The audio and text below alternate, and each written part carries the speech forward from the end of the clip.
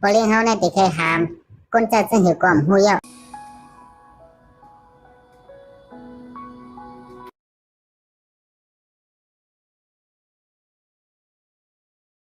พี่นางกึดก่อนเฮ็ดอีสานหลานแน่เฮาในก็ใจเถียมสุกยพี่นางว่าว่าข้าเป็นคนอีสานหลานแน่ว่าข้าเป็นคนย้อนห้าความมันอีหนึ่งนะเฮาถังว่าสูพี่นางเฮ็ดด้วยล่ะข้าเหมือนคนย้อนเลยห้าเฮาในก็มาเฮ็ดกันที่แนวเว้งขนาดก้อยตึกหาการอยู่ในห้าป้นนั้นกันแม่วานรู้จังเฮ็ดไรมื้อเหลียวปอเลี้ยงเฮาในก็ตึกหาก้นอยู่ก็หาเย้าหลายก็เย้าก็เราในก็อำไปแม่นป้นนั้นสุกกับจอมเฮาด้วยแหละเฮ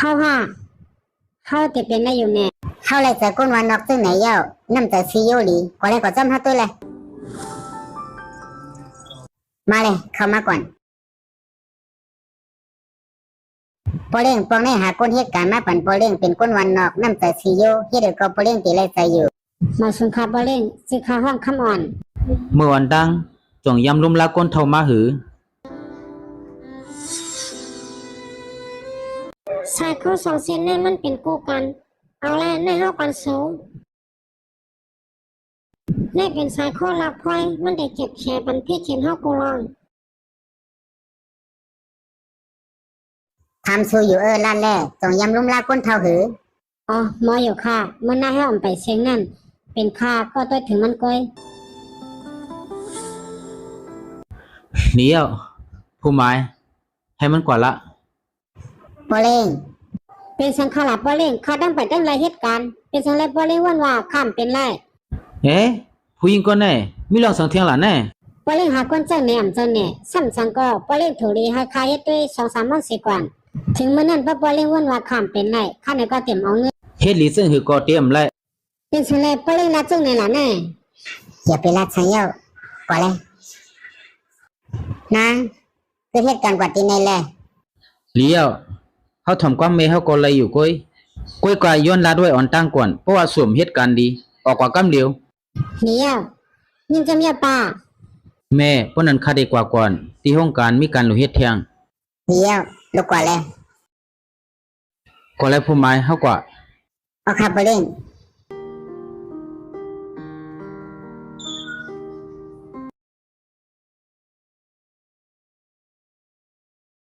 ปาค่ะ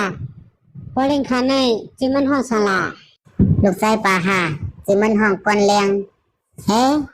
นางหำหูมันมีจีเรียนเทียงอยู่อันหนึ่งห้องว่าใจนกเป็นเขาเต้ๆลูกเฮ้นางลูกไส้ปลาในมันมีก็หักกินในเสริมมันเยาเพื่อนก็ตัวว่าเมื่อเป็นก้นลูกตีวันดอกมาเหตุการณ์นเวงในมันหนำงานก็จังหับมาไว้ไม่อยากไปว่นนำนะปาค่ะข้าหูเยาเพราะนั้นข้าได้ก่อเฮ็ดเข้าภาคก่อนเดี๋ยวจอมหาบ่ตั้งหึงถึงกำเนิดสุดก็เลยทบหาก้อยกามว่นแม่นว่ามันมีก่อนมันหักยาวใจอยู่ก้อยเมื่อเหลียวมันเป็นบ่เร่งลงเป็นก้อนหนึ่งยาวก็ซ้ำเป็นก้นมาเฮ็ดคาใจอ่อนขนาดก้อยเทกว่ากึ่งต่างกันตั้งเขาเพราะว่าแลอยู่เฮียมคางเขาเสอันเขามีตั้งซื้อเฮาไหนก็มีตั้งซื้อใส่ยาวข้าวยามป่นกว่าวงหนึ่งคำอ่อนในก็เจียมลองหงเข้าเฮ็ดพักลุมลาก้นเท่ากูเจอกูลองมันไหนก็ย้อนเฮ็ดไรหลีอันเป็นปลาในก็ไรเสริมมันเต้ก็เป็นโปเล่งอ่อนมันก็ไรเสริมมันเหมือนกันสองขาไม่ลูกก็โจมันเข้ามาเฮ็ดก้นเจ้าตีในเฮือนเขาในขาไม่ลูกก็มีดังซื่อเสอยุ่มโคป้าอยู่ลีป้าในก็ไล่แค้นมาตั้งนำป้าในก็ย้อนว่าไล่เสริมมันแลมังบ่เฮ็ดบ่ทันว่าเป็นลูกยิงมันอำว่นว่ามันเป็นคนใจก้อนหนึ่งไว้เหมือนหนังว่ามันเป็นลูกยิงเขาก้อนหนึ่งก็อันเป็นลูกชายมันปอกกันมาเมื่อเลยเสียมว่าแลมาหันแม่มันยุ่มโคมีตั้งชื่อไหนแลลูกชายมันไหนก็มีตั้งชื่อเสือจอมหั่นเจอตีเนยตูคำอ่อนก็อันมาเฮ็ดคาใจเขาในเต้อำด้านหึงกาหือข้าวยำไหนก็ป่นกว่ามีหมอก3 โมงเย้าเมื่อในเป็นวันเกิดปอเล่งข้าเฮ็ดข้าวซอยหวานมาปันว วันเกิดให้มีตั้งเสื้อค่ะนะ อ๋อยินจมเมียวนะมันใจายก็ไล่เสรินำตีนลายมือคำอ่อนเฮ็ดเข้าพักในเด็ดๆเฮ็ดพักสังเสียมว่าถูกศพมันกูลองฮู้อยู่ว่าจะหาฮู้จักกันหลายวันกวยน่าจะเฮาในสำบวนว่ามื้อหนึ่งยามฮู้จักกันมาเมื่อวันตั้งมื้อหนึ่งว่าเก่าในจำใจมันจังหือกอมฮู้ ลูกชาย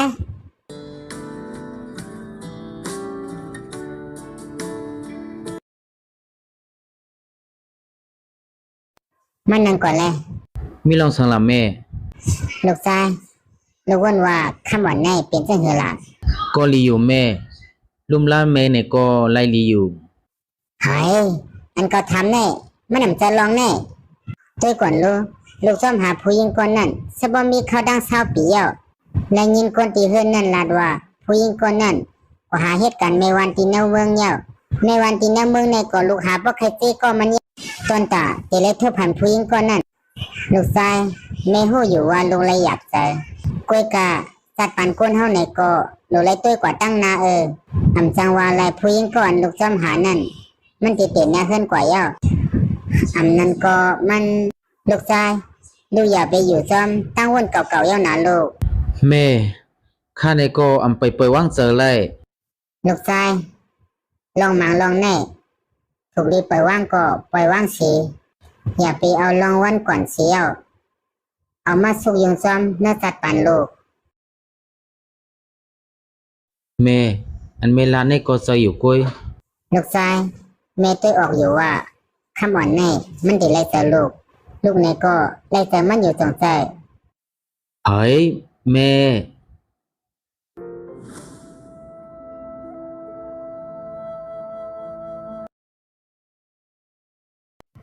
ปอเล่งค่ะสายข้อเชียนแน่มันลังใหญ่ตันดาปอเล่งห้าขาหันปอเล่งเสริมมันว่าอยู่กูข้าวยาม ใจเย้ามันลองใหญ่ตอนตาเฮาเตี้ยๆเย้ากวยกาลองมังลองในถูกรีปล่อยวางก็ลูกเลยปล่อยวางเป็ดเย้าคำอ่อนเฮาวนตาตีปืดโหเจอฮับก้นเมอๆตาตีเข้ามาในจัดปานเฮา ดีอะปอเล่งย้อนชูปันปอเล่งให้กามดีเขาดีกว่าเหตุการณ์ก่อน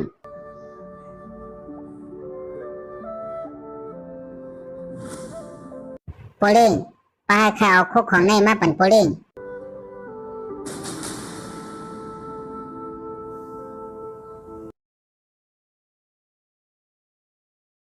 ปีนกปีสองต้องไล่เมื่อก็เรียกผู้หญิงอันจอมกวนปีอยู่ตาเสหือชายก็เช่นนั้นเฮาในก็เสว่าอยู่ตาเส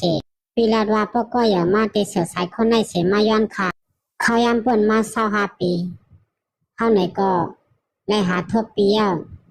ก้อยกามอ้วนแม่นว่าจัดปันเฮาเตเปิ้งกันแฮงก็เป็นทันได้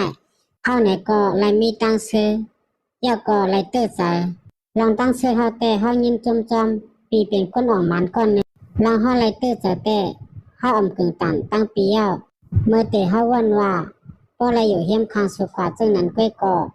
เฮาเป็นป้อใจยาวก้อยกาเผื่อเฮาไล่ยินปีลาดว่าเตลืมแปดกูเจอกูลองนั่นเนื่อจะเฮาในก็ไล่เจ็บแต่ยาวขว้างปันเฮาหนาปีนก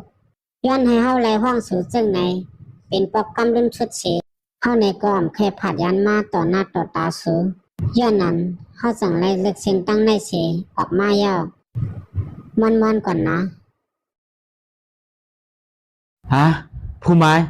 คำอ่อนในมันเป็นก้อนเฮาจอมหามาอยู่ตาสิน ย้อนนั้นดูข้าตัวมันมือติดทั่วพันโปเล่งอันตั้งสุดนั่นสายตามันเปิงไว้โปเล่งค่ะโปเล่งเขาไล่พิษเปิงมาเขายำหลาย10 ปีแล้วอย่าไปให้มันไล่พิษเปิงเพียงนะ เผื่อใจก้อนเลี้ยงไลหูลองเต้มันตั้งเสียงตั้งหมดเย้าในโกมันจึงเลยเลียนออกกว่าจอมหา อันเป็นก็ฮัก อันมันจอมหามาอยู่กูข้าวยามนั่นก็อันมันฮักเสจอมหามือก็เล็กนั่นก็สมมาเป็นก็เลียวกัน อันมันไลเจอมือพองก็อย่างในกล้วยหนังเก่า อันเป็นนั่งคำอ่อนในเต้ย้อนว่ามันถังพิษถังว่าก้อนเลี้ยงนั่นตีลืมเป็ดลองเก่าๆเสฮักผู้หญิงก็เหมือเทียง Come on เฮ้ยสุดิเลียนกว่าดังแล้วล่ะ พอเล่มีเรื่องสำคัญละ พอเฮาสู่ออกมาจังไหนมือละมือเฮาเลยมาทบกันเย้าสู่ในก็ต้องเฮาเย้า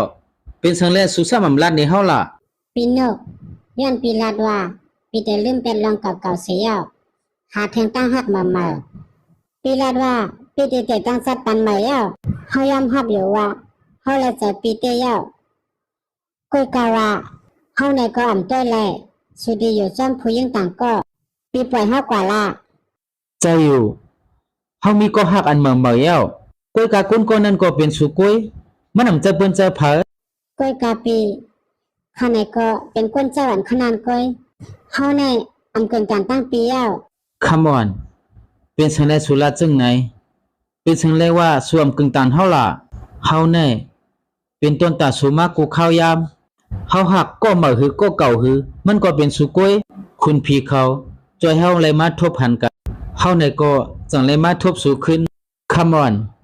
สั้นทันในมันก็เป็นลองภายนอกก้อยอันลองเหย่อในลองตั้งฮักเฮาสองก็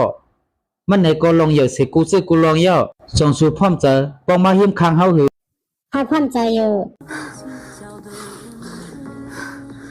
พี่น้องเขาค่ะอำตันหูตันหันเข้ายามป่นกว่า20ปีปลายแล้วข้าในก็เลยมาโทษผันขึ้นก็หักมืออ่อนค่ะกูก็ติปันแห้งเฮาอยู่จงใจค่ะ